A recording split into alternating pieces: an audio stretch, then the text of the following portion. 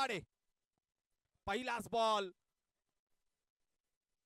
पहिला विनंती करतो की आपण हा सन्मान करायचा आहे. आदरणीय कपिलजी गायकवाड साहेब, युवा नवनिर्वाचित माणगाव.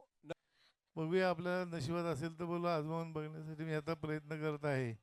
आपल्या सर्वांचे आशीर्वाद माझ्या पाठीमध्ये राहत. दरवर्षी हा कार्यक्रम चालू ठेवा. आमची जोपर्यंत ऐपत राहील तोपर्यंत आम्ही तुम्हाला मदत करत राहू.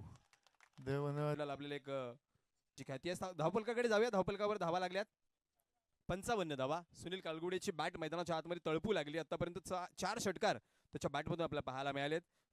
फ्रीडचा बॉल तनिष गुळंबे. यावेळेचा ball straight down the ground.